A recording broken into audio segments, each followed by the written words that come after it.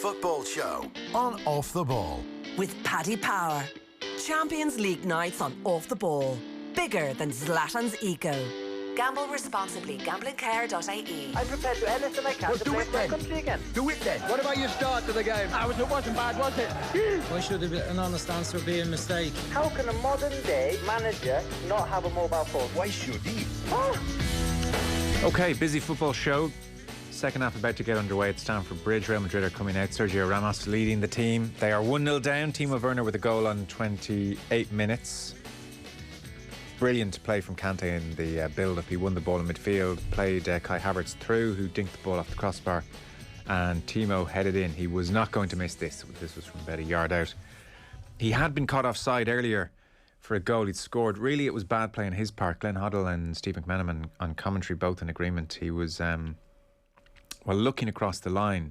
Chilwell was about to square the ball, and Timo, probably I would suspect because he's so anxious and so lacking in confidence maybe at the moment, wanted to make sure he was going to win the race to get to the ball, so he never dropped back into an onside position, stayed offside, and offside was given.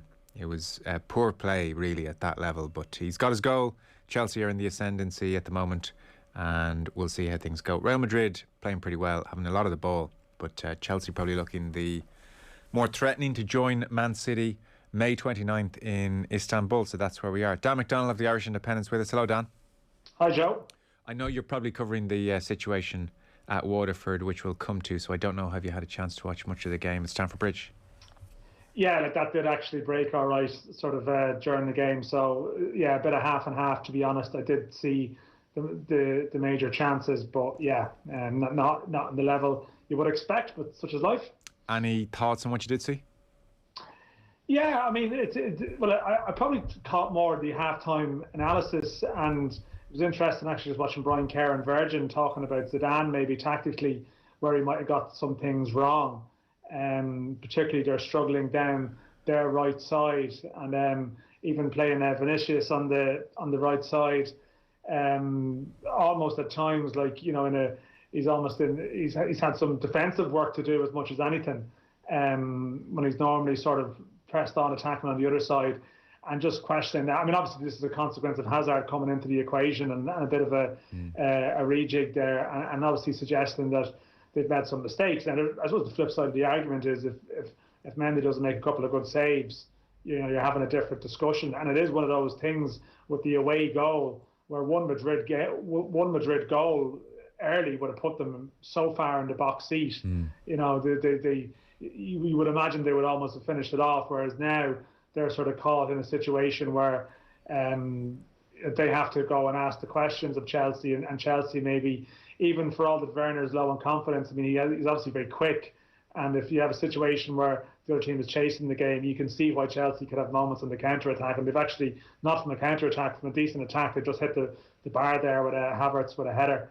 So it is one of those, though. At least it's a close enough game that there comes a point with Madrid that they really have to go all out, and that obviously makes for an entertaining game.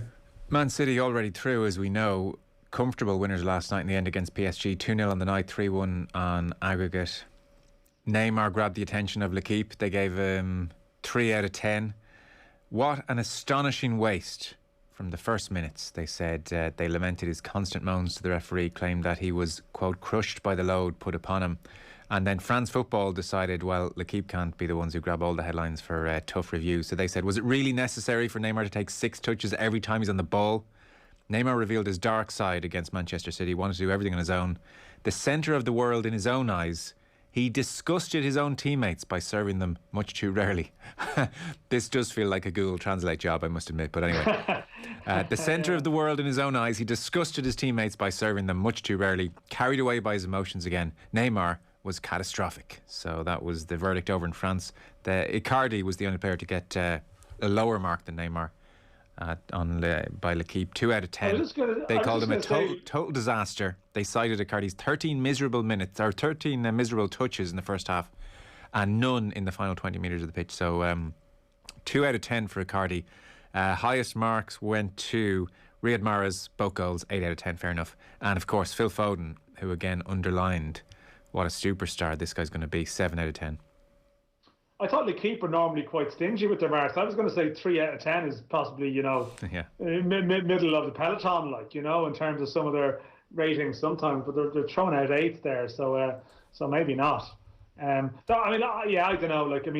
There was a sort of couple of moments towards the end, all right, where Neymar really overplayed it a few times, but it's another one of those ones as well, where the higher profile the player is, the more likely they are to become a scapegoat when a team loses, which is obviously, that's why he's paid more than everyone else too. That's part that goes with the territory. But obviously, PSG's maybe lack of quality in certain areas overall is probably as much to do with the outcome as any particular deficiencies of Neymar. What did you make of the game? Yeah, it was. I will say I was enjoying your interview with the Taoiseach. So I was sort of the first half. I was all pictures and no sound. But ultimately, City, after they overcame that early wobble, which is always at these second legs in these big Champions League games, when you have a team with an advantage, you sort of feel like the away side, as much as there's no fans and everything, like they have to do something early, really, in a way. And there was that early flurry of activity. There was that penalty that was chalked off, and 2 or 3 other chances in that period. And you're thinking, yes, you could completely rip up the script if you do something here now. And once they didn't do that, City just got control of the situation and it was like, nah, we're fine here. And the better side came through from that point. And it's a lot of the discussions we've probably had about City at various times before. Again, it's like the depth of options that they have. It's the quality they have. It's like Mahrez has really actually become probably a sort of a premium level player for them this year in some degree. And Foden obviously has too. Whereas maybe last year in that type of game, who would have been playing? Like, it might have been Sterling, it might have been, Silva could have been passed on, or, depending on the situation with Jesus or Aguero or whatever. And it's like a rotating sort of cast of characters that they have there. But they're all very, very good. And that quality really ultimately just shone through in the end. I don't think you could have, yes, there was moments in the tie where it could have gone in either direction, but I don't think you could say it was a miscarriage of justice. I suppose the one thing is, if Mbappe had been fit for last night, that probably took away something from the game, that he wasn't there. I think that was a bit of luck that he wasn't present. Yeah.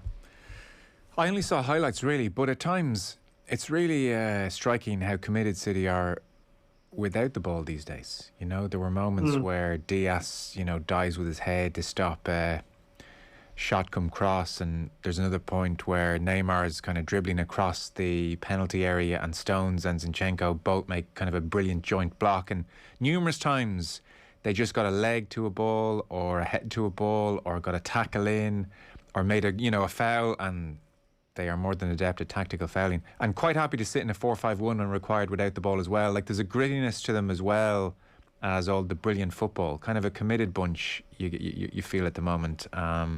So they're kind of a complete team. Like, they were awesome. And then Foden, like that moment towards the end where he turns just so gracefully on the ball, swivels more so on the ball and gets that angle shot away, and really unlucky not to score that goal. That would have capped off the performance. L'Équipe might have bumped him up to an 8 then, I think, Dan.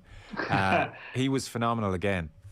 Yeah, and on your initial point there about City, definitely I would agree with. Like, there probably would have been a time where you would have associated City with sort of, and they've had a couple of them in Europe themselves, if you go back to maybe Monaco games and various ties, sort of like chaotic enough, high scoring, end-to-end ties, with sort of loads of chances being given up, and they're almost trying to outscore teams, and that's not really been the case this season with City. Like, it's not always necessarily been, they're good to watch, but it's not necessarily always thrill a minute, in the sense that, they're massively open, and that's why Diaz is getting all the praise, and that's why generally it's the team with the best defence and the best work rate defensively that tends to win leagues. It's sort of no coincidence, and that they've managed to probably adapt that to a knockout scenario as well. Listen, they had their moments against Dortmund too. Like, they're not by no means flawless, and actually I think in a one-off game, I don't think whoever's in the final is going to be intimidated by the prospect of facing them. But there agree. is no doubt as well. There's a steeliness probably that wasn't. I mean, clearly it wasn't there last season because they were miles off it. And this time round, they're far more efficient in terms of how their overall service they provide. Not least Chelsea, I think, who really more than matched them in that FA Cup semi-final and contained them. And there is an organisation about Chelsea now and a focus. They all know what they're doing. Tuchel's really impressed me, I have to say. I mean, it's kind of hard to judge him at PSG for so many reasons, but I think everybody's come around to the fact that he's a brilliant manager. And Mason Mount should have put this game and this tie beyond Real Madrid. He was in one-on-one and just over the crossbar with his shot. He's been very good this evening, but he really should have scored there. So it's still 1-0 to Chelsea, 2-1 on aggregate, 55 minutes on the clock. Dan, we'll move on because there's lots to get to and I want to get to it all. There is Europa League action tomorrow evening, obviously. So Arsenal, to a lesser extent, United certainly looking to make the final. Arsenal behind against Villarreal, and United well clear of Roma, you would think. I mean, it would be extraordinary if Chelsea see this through, Arsenal come back against Villarreal and United go through, and you've got the Champions League final and the Europa League final with 4 English sides. Like even Man City are the 9th different English team to reach the Champions League final, which is 3 more than any other nation. Germans and Italians have 6. So there is amazing strength in the English League at the moment.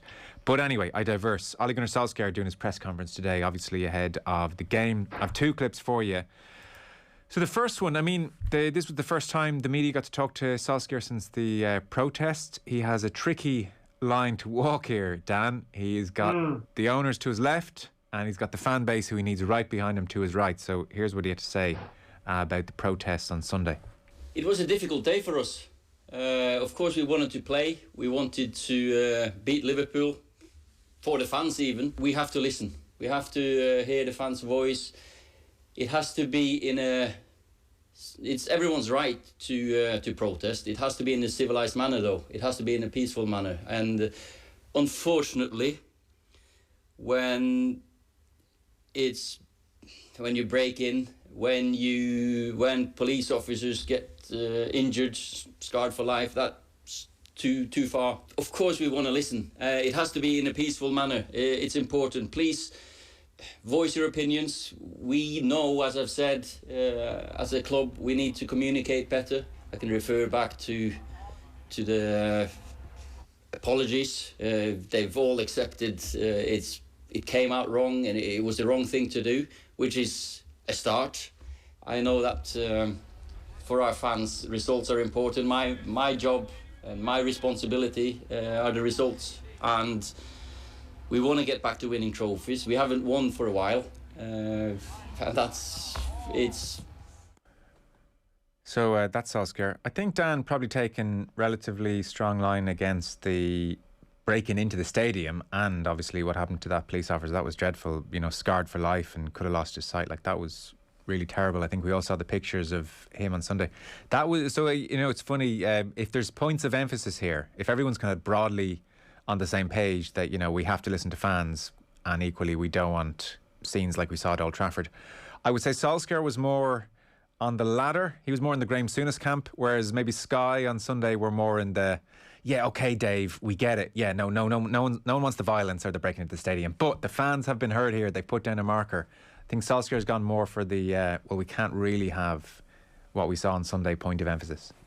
No, but it's sort of a no-win press conference for him, really, that situation in terms of what he said. And look, you know, by making the point in relation to the, as you said, you know, a policeman sort of been scarred for life. I mean, you put it like that. I mean, how can you possibly be seen to condone it in any way? You know, like, and like that's.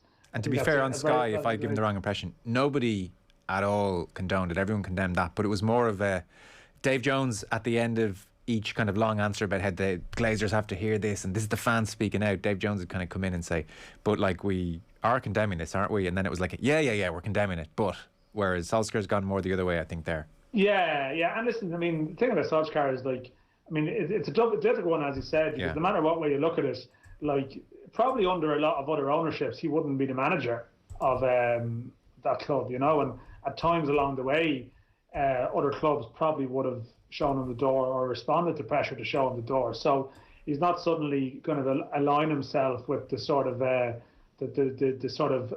anti-Glazer quite substantial faction who, by the way, like have very, very valid points that they raise, and you know, people sort of simplistically linking it to sort of not winning trophies and stuff is obviously far, far more depth of feeling to it than that. And there's certainly, like, there is something in the broader point of fans maybe now seeing that they have a bit of a voice and stepping up their actions and thinking, yes, now is the time. You know, and I suppose part of it as well is this, and we're in a pandemic, and everyone's mood is heightened in some respects, you know, and maybe that at times explains the severity of stuff. But as we watch Chelsea miss a great chance there to wrap it up. But like that's like the bigger picture of it. But really, from Solskjaer's perspective, like, in a way, like, what more could he say? Yeah, there, you know, I think he did about the right thing. He certainly condemned it strongly enough and emphasised. But I'm listening. I hear you. And in fact, as we'll hear a second clip here, he says that he's received a personal apology from the Glazers over the European Super League. You know, I've been communicating with the owners. I've got an apology personally. They've apologised to the fans how this came out. I can't. I know that there has started communication between other individuals than me and the fans, and it, as I said, it is a difficult position to be in for me. This, because I've got to focus on the football, and it's. I've always had a good relationship, and they listen to me, and they do listen to the fans, and I'm sure there'll be better communication coming. So there we are. Chelsea have announced they're going to have fan representation on their board as well. I mean, this all feels a bit tokenistic, doesn't it? I don't think. They're not going to be. I can't. I don't think Roman's going to be turning to the fan representative saying, "Well, go on, you decide then. What do you think?" Yeah, like who we go for as manager, how we price our. Well, actually, you know, you never know. They might get involved, and that's how you sort of make the tokenistic role. You consult them a bit on maybe some supporter-related stuff, but I'm not sure they're going to be shaping club policy, to be fair. No, like, for instance, I don't think Avram or Joel are going to ask the fans, what do you think about the dividend business? We're quite keen on continuing the dividends. What's your sense on that? Yeah, we're thinking this might be good for the family business. What do you think? I mean, come on, listen. We've all got jobs to do. We've all got mouths to feed here. You know, you understand. You've got a family as well. You know.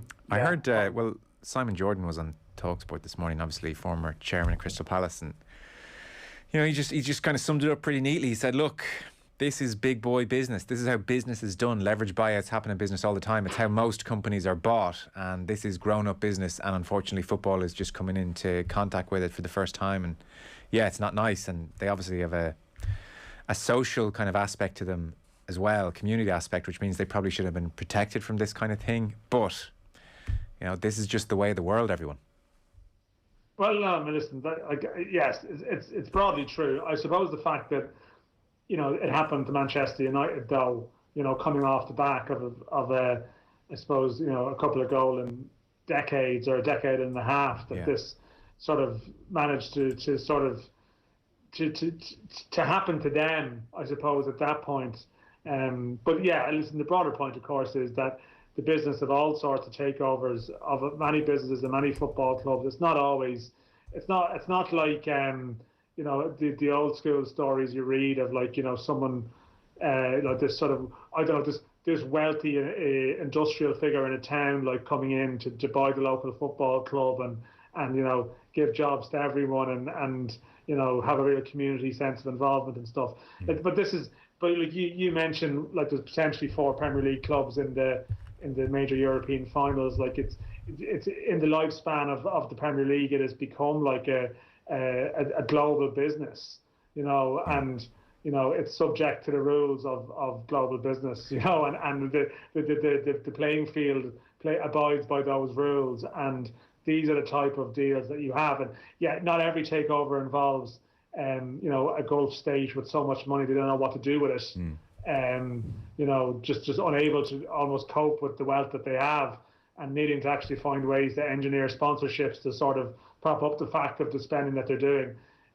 You can go the other route and you get that type of American takeover, and yeah, that's what happens. Yeah, well, I guess if the 4 make it, you've got the Sheikh and his billions accused of sports washing. You've got the oligarch and then you've got the leverage buyout crowd taking dividends out of the club, and then you've Stan Kroenke, I guess, just hanging on to it for the hell of it. I don't think he's taking huge dividends out, but obviously the capital appreciation is significant. So they're your Fab Four. Yeah, my dilemma with those four would be trying to figure out who I want to lose more. I know. You know, like who do I like? Is there any way like this could be null and voided? I mean, it really is.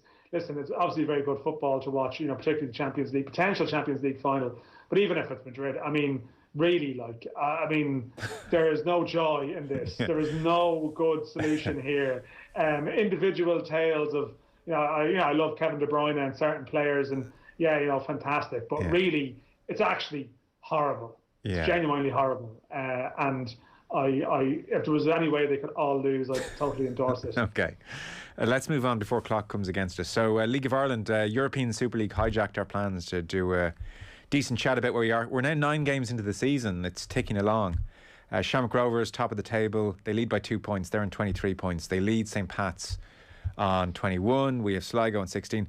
Dundalk, if you're wondering, 2 weeks on from the exits of Giovagnoli and Shane Keegan, are 6th. They're on 10 points. So you would think well out of touching distance already of Shamrock Rovers. Waterford, bottom of the table. They're on 6 points after 9 games. And Dan, it would seem this evening, courtesy of mutual consent, according to the statement, Kevin Sheedy and Mike Newell have departed. This has been bubbling away. I feel like there were reports they'd gone a couple of weeks ago and then they weren't, and there was a sense of unrest about the whole thing. I don't think Sheedy's relationship with the media was overly brilliant. So, and as I speak, Kante has now just missed a one-on-one. Chelsea could rue this. They're missing one-on-ones every time I look up, so they'd want to score that second one because they're giving a sucker an even break here. So that was my sense of what's been going on at Waterford from afar. Give us the detailed situation.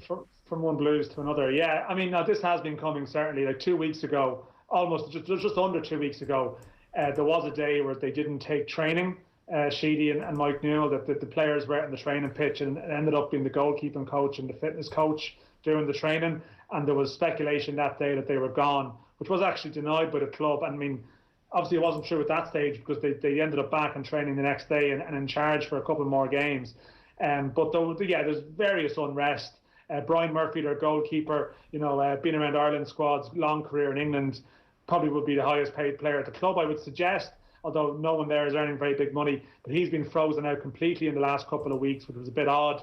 For the last 2 games, they only named 3 substitutes on the bench, even though they've got an academy section there and young players. Sheedy came out sort of claiming, that they couldn't, they wouldn't want to put young players on the bench because they wouldn't be protected by the referees in the league, which is a bit of a strange one because the days of the league being a choppers league where that stuff happens is sort of gone. And Mike Newell himself, he was there for 9 games. He's assistant manager and he was sent off twice from the sideline, a fiery enough presence. So there was an awful lot going on there, and not a lot of it very good.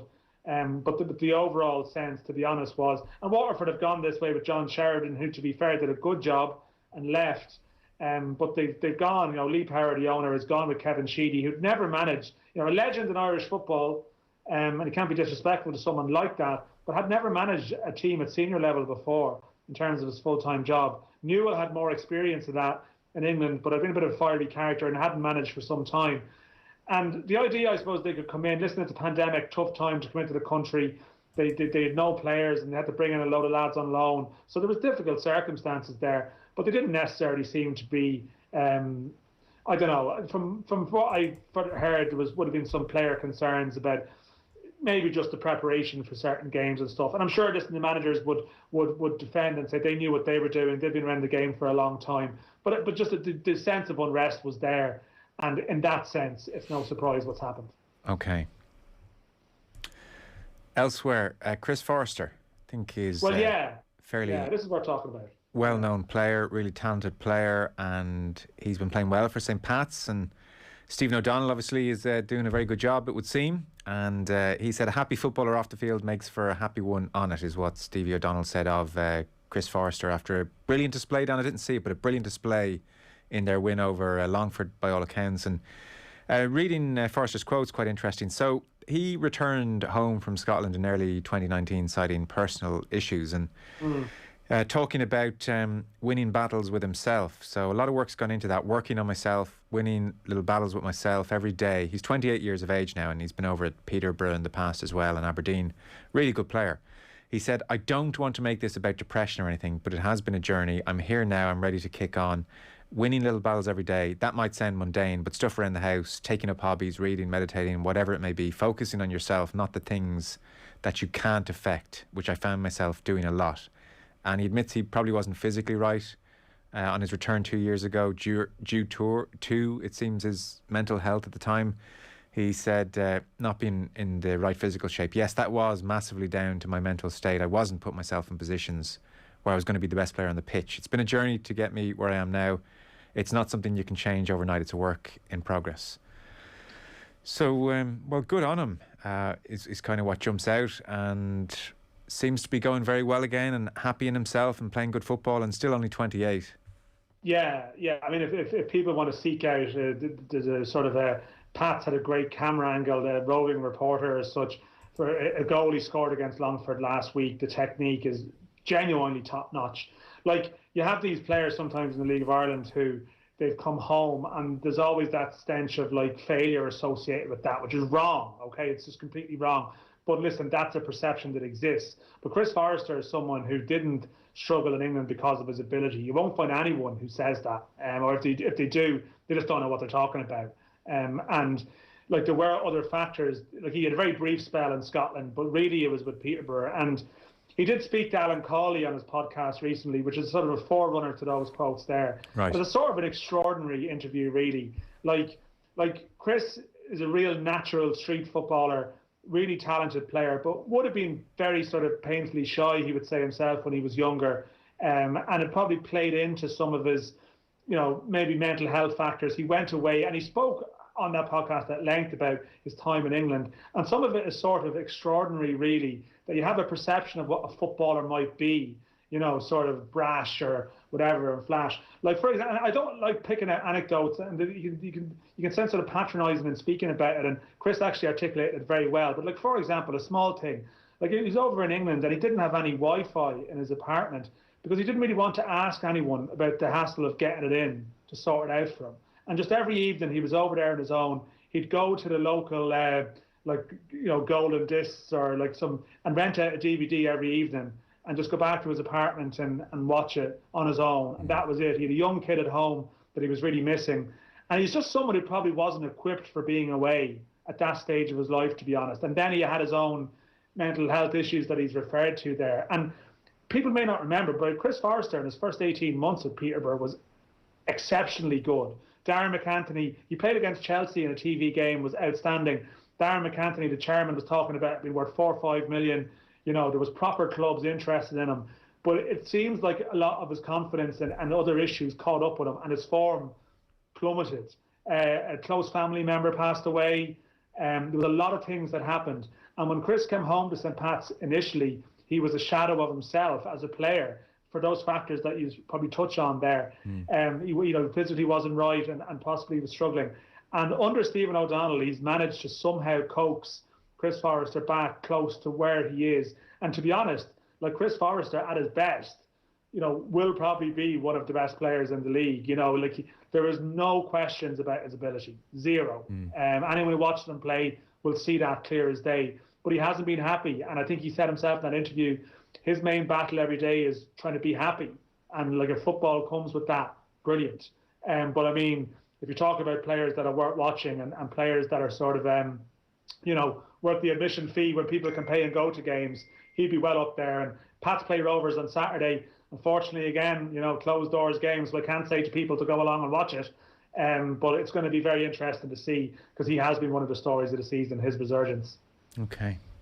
Any sign finally of a new manager around Dundalk way? No, that's not. Jim Agilton is the caretaker manager there. He's the sporting director who's technically charged with finding a new manager while currently acting as temporary manager. I went down to watch them play Longford on Monday. They were below par really for what they should be.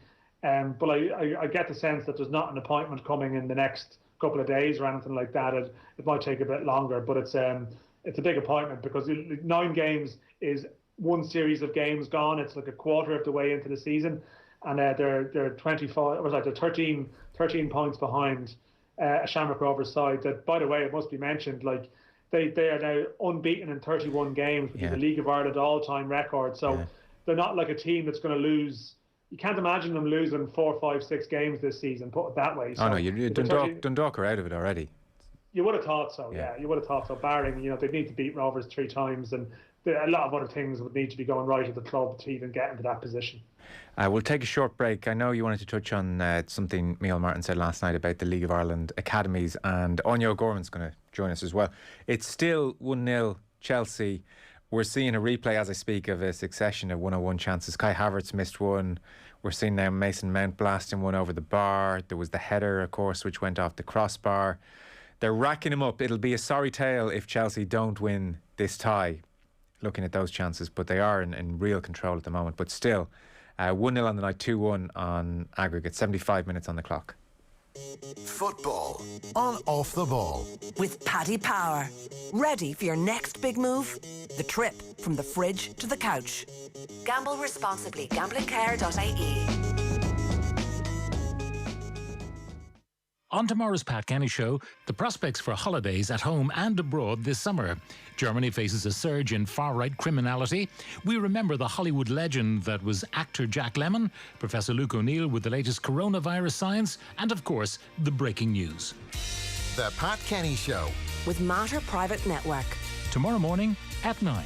On News Talk.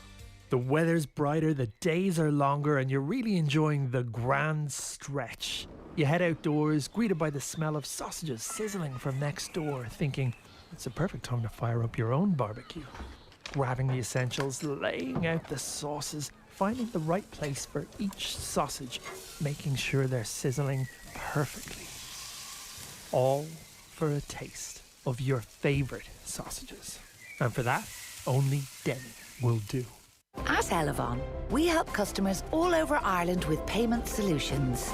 But as more businesses reopen, we want to do more to help. So now, Elevon is offering free monthly rental on Point Smart payment terminals, helping you reduce costs and get paid quickly. Get on Point and talk to our team in Arklow or visit elevon.ie. T&Cs apply. Elevon Financial Services trading as Elevon Merchant Services is regulated by the Central Bank of Ireland.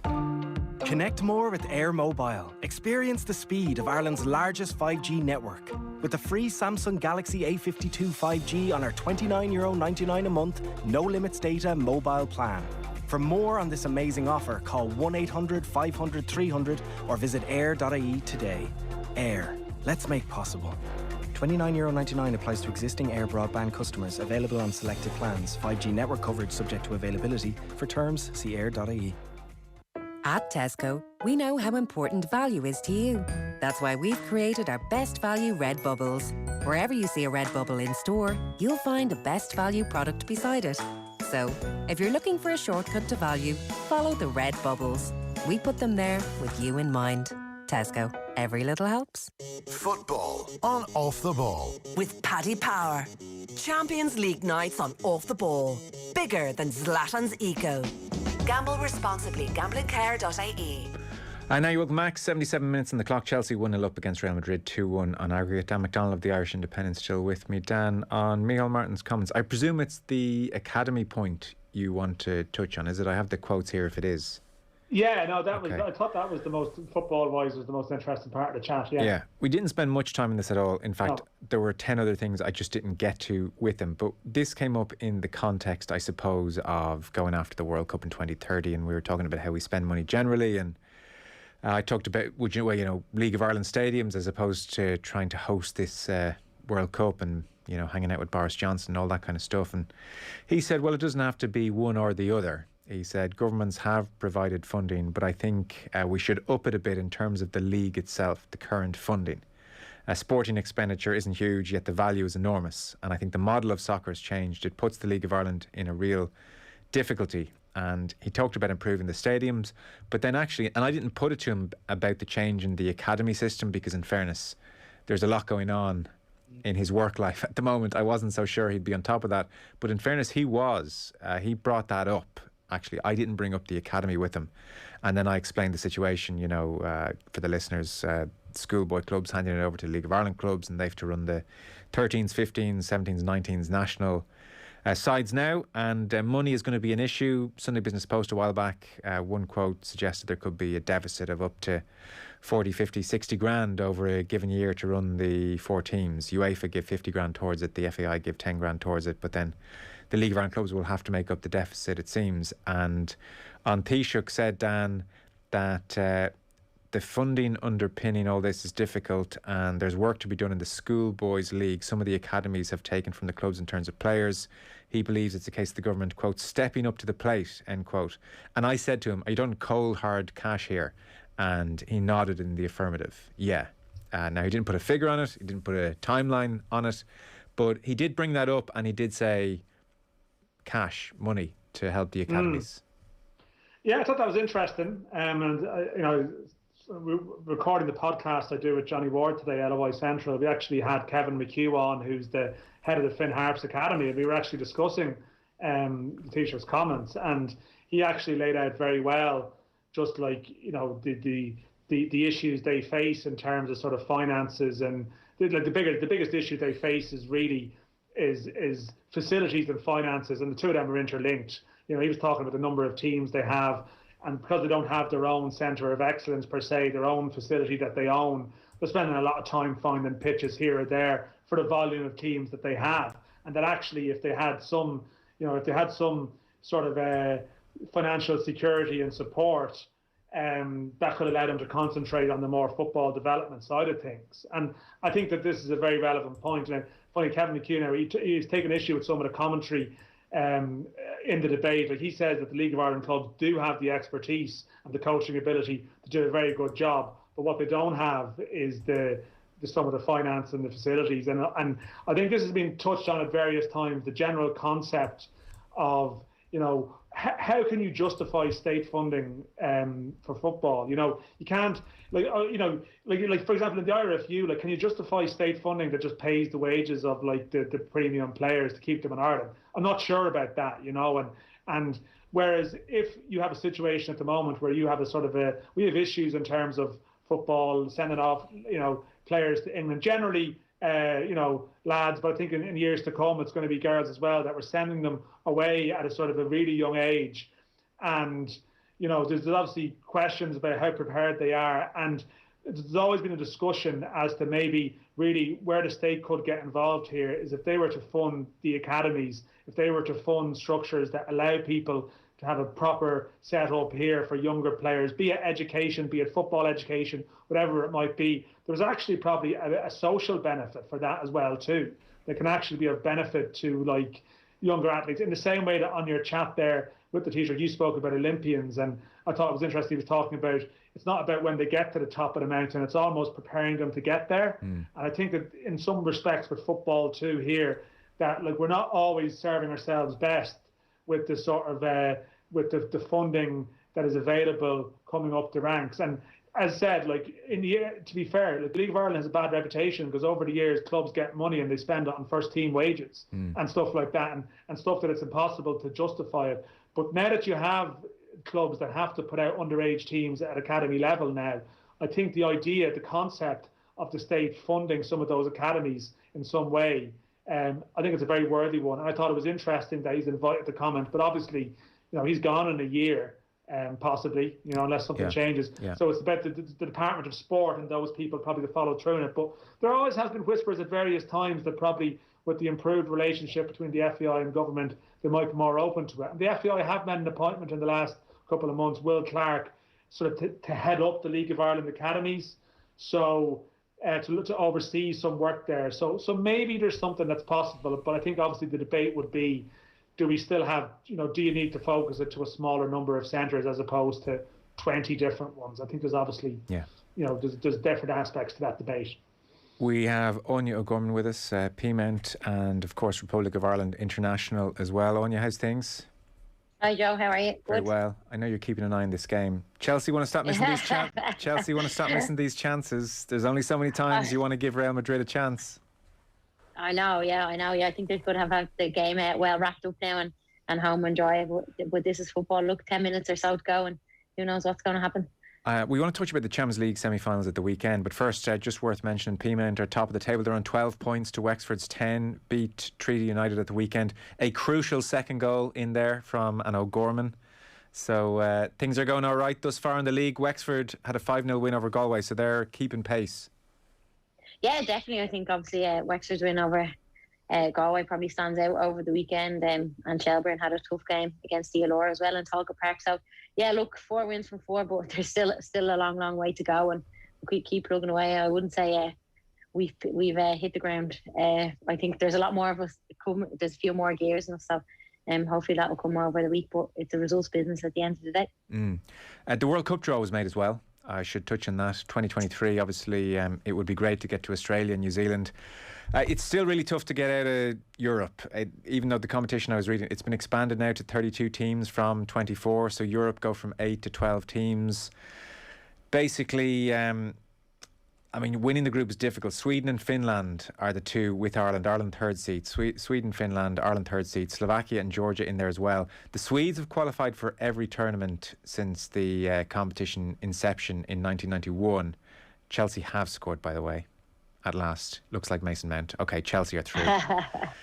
So the Swedes have got Swedes have got through to every tournament since '91. Finland, I was reading, have never qualified for the World Cup, but they've made 4 of the last 5 Euros. They topped their group for the Euros with Portugal and Scotland, had 7 wins and a draw, so clearly in a good vein of form. So not easy. What do you make of this draw? Yeah, look, I think your top seed's always going to be difficult, and Sweden are obviously going to the Olympics this year. They're 5th in the world at the moment, so a really tough opposition as a top seed. Finland as the 2nd seed as well, obviously top their group and qualify for the Euros again. Another tough game. Probably then we look down Slovakia, probably a tough 4th seed as well. But look, I think every World Cup qualifying campaign you go into is always going to be tough. But from our point of view, it's doable as well. And obviously, even if you get that 2nd position, you still have to go through a rounds of playoffs. Yeah. Is realistically the Euros the best chance, without being defeatist at the outset? Or maybe it's a crazy thing for you guys to even talk that way, especially at the start of a campaign, but is it really about absolutely making the Euros next time out, or is it about as difficult to make Euros as it is World Cup? Yeah, look, like it's tough to make the Euros as well. I think even if we'd finished 2nd in the last group, we still would have had to go into a playoff. Yeah. Ukraine went on to play Northern Ireland, and Northern Ireland beat them, so they qualified for Euros, which is a massive achievement for them as well. But look, I think we're just looking to make that step to qualify for a major tournament. So obviously the World Cup's our next goal, and we really have to learn from, I think, the last campaign and just winning them pressure games. Because Ireland generally ranked 31st in the world, give or take. I think it's 34th at the moment, but it was 31st last year. And you look at Northern Ireland, 50th in the world, beating Ukraine 4-1. We know all about Ukraine, and they had loads of injuries as well. Northern Ireland. I mean, not that you needed any more disappointment about the whole thing, but I'd say you're kind of thinking to yourself, geez, look at these up the road, and we're more than a match for them. Yeah, I think so. I think it was a bit of a kick in the teeth, but can't take that away from them. And they obviously went into the group as 4th seeds. Managed to get to a playoff and put a lot of work and hard training in. 14 of their players are playing in the league in Northern Ireland, so their home base, and I know they were training week in, week out, and they all came together. They have some top class players and in centre mid and up front and some goal scorers. So look, credit where credit's due. They deserve to qualify, but I suppose from our point of view, it's frustrating that we haven't made that step yet. Sorry, Dan, I think you were coming in there, were you? Well, no, I was actually going to make a very similar point to that, right. Joe. I mean, we're both just trying to make you feel worse here. I wasn't going to repeat it, but what about Finland's level? Because it does seem like that probably they might be the key games in the group. I don't know. I know there's obviously other like Slovakia and Georgia in there too, but what about Finland's level? I mean, Sweden's pedigree is well known, but in terms of where their players play or what sort of standard they're at. Yeah, I think they've always been up there, and they've also qualified for a lot of European championships in the past, and we have had them in our group before, and we've beaten them before in friendly tournaments, and it just when it came to the crunch game, I remember it was, I can't quote the date right now, but we played them away in Finland, and they beat us in that crunch game. So it's learning to, I suppose, win them pressure situations. And I think we have the capability and the squad of players and the management team and the back end to go on and do that now. On the Champions League front, Barcelona against Chelsea. So this is going to be free to the world on YouTube as much as anything. So it's a really good chance for people to watch this game. It's going to be on Sunday, May 16th. I know the semi-finals were at the weekend and you had a look at them. So Chelsea beat Bayern Munich and Barcelona beat PSG. This feels like it's starting now to get very competitive. Obviously, Lyon have been dominant for a long time. They won the last 5 Champions Leagues, but you've got Barcelona now starting to bubble away. You've got a lot of the English teams starting to bubble away. Like, I think this is just the second time an English team has been in the final. Arsenal got to a European final in 2007. So this is quite exciting, I would think, for the game to have the likes of Barcelona, Chelsea. I know Chelsea are doing brilliantly domestically this season as well. Taking this all very seriously and investing in the women's game. Yeah, I think so. I think it's set up to be a really good game. Obviously, it's Chelsea's first time getting to a final.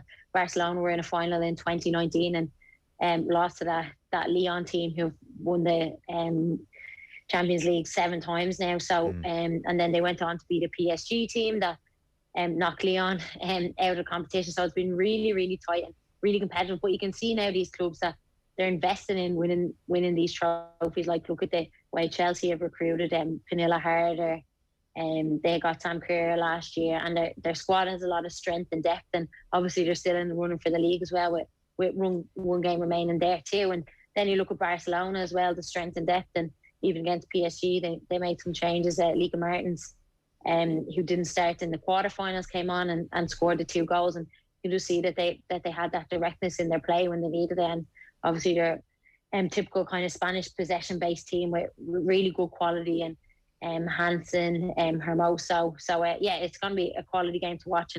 And I've been watching all the games to date, so I'm really, really excited for this. Like, Chelsea are just so good on the counter attack with Sam Kerr, Fran Kirby, and Pernilla Harder, and it's frightening, and you wouldn't want to come up them as a defence. And then Barcelona are missing a player through suspension out of the back line too, so that will hurt them too. So, but then they have that little bit of extra experience as well. They played there before. They got to the last year they were knocked out by Wolfsburg, who got to the final against Lyon, and I think they were unfortunate to get knocked out in that game as well, and dominated and had a lot of chances. And now it's they've kind of changed the squad, and they can go more direct with like the likes of Liga Martins and Schwala if she's playing up front and getting behind teams too. It was very striking how emotional Emma Hayes was, just for Chelsea to reach this stage. She was interesting as well. She said when she saw Bayern had switched from 4-4-2 to 3-5-2, which had done well, I think, in the first leg, she was pretty happy with that and felt that would suit them. So that was her taking the game. But like, they were all incredibly emotional, the Chelsea players. Yeah, I think you can see how much it means to them and how driven they are for that success. To get there, and like, they've invested and recruited to get to them to this point. You just have to even look at their bench, like Beth England, who's obviously been unfortunate with injuries and concussion this season, who was the player of the year last year, sits on the bench for the majority of the season. So that just shows the firepower they have. And Mielda did her cruciate ligament, the right back, earlier in the year, and Carter's came in and replaced, and you wouldn't even notice. And Ericsson, the centre back, in behind Millie Bright, just came back in for the second leg. And it really, I suppose, strengthened them up and allowed Sophie England, the Welsh international, to go back into centre mid. Who do you make favourites for the final, Anya? How close is this going to be? It's really, really, really tough to call, I think. Like, each game's been so close and fast paced for Chelsea, breaking forward and really taking their chances. And Hergerberg in goal for Chelsea has been outstanding, and particularly in the Wolfsburg game. I think she stood out and made some amazing saves just to keep them in the game at the key moments. So yeah, for me it's really, really tough to call. I think if Barcelona can take their chances, they might slightly edge it with experience, but now Emma Hayes shall have them well set up and ready to go and use their squad accordingly. Yeah. And just a last one, I'm curious on Lyon, these 5 wins in a row, and as you said, 7 European wins in total. Of this current era, these 5 wins, has this been the same core group and this is like an end of an era feel, or like are Lyon as good as ever and they've just got a bunch of new players who'll kick on and they'll be there or thereabouts in the coming years? Yeah, do you know what? I think it just shows the progress in other countries and how they've invested. Like, look where the Women's Super League is now in England. And I think that's going to become the dominant force in women's football, especially obviously with the TV deal with Sky Sports and BBC that they have coming in next year. And I think they've obviously attracted a lot of American internationals this year, and I think it's gone from strength to strength. And likewise, maybe in Barcelona it's slightly different. Like, they're 14 points ahead at the top of the league, and they still have 4 games in hand as well. So that just shows their dominance. And I suppose that can be a positive and negative going into a crunch game and a one-off final as well. And it's different over 2 legs. Sometimes I think usually the best team comes out over the 2 legs, but anything can happen in a one-off game, and really, really exciting. And hopefully it's a good one. Yeah. Well, it's on May 16th. It's going to be on YouTube as well as BT and various other channels. So I'd say a lot of people find a way of watching that. Anya, thanks a mil. No worries, Joe. Cheers. Anya O'Gorman there of Peamount and Republic of Ireland. It's about to go full time. Chelsea 2-0 winners in the night, 3-1 on aggregate. Dan McDonnell, we are pretty much done for this evening. Thank you. We are. Look forward to the romance of City Chelsea. Joe, May 29th. Football is the only winner. It is. All right, that's Dan McDonnell for this evening. Back in 1 sec. Chelsea about to go through the Champions League final. Football on Off the Ball. With Paddy Power. Fake crowd noise? The Emirates never sounded so good. Gamble responsibly. Gamblingcare.ie. At Guaranteed Irish, we believe enterprise is at the heart of thriving communities. Did you know Gem Pack Foods have been making baking a piece of cake for the people of Ireland since 1967? Based in Damastown, County Dublin, they've been providing Ireland with gem baking ingredients that are good enough for Granny for over 50 years. Guaranteed Irish welcomes companies that are altogether better choices for our communities. So look out for it. GuaranteedIrish.ie. Altogether better. At SEAT, we think it's time to feel brighter. Brighter about picking from our 7-seater Tarraco, the stylish new Ateca, or our crossover SUV, the Arona. Brighter about SEAT PCP finance, starting from just 0% and an online discount voucher worth up to €2,000. And that's all available with a 3-year service plan for $9.99 a month. For more reasons to feel brighter, visit SEAT.ie. Finance provided by way of hire purchase agreement from Volkswagen Financial Services Ireland. Trading as SEAT Financial Services. Subject to lending criteria, terms and conditions apply. Visit SEAT.ie for more. This is Air Gigabit Fibre Broadband, a faster, stronger, more reliable connection. Your own line straight to your home. The future at 10 times the speed of life. Get Air Gigabit Fibre Broadband today.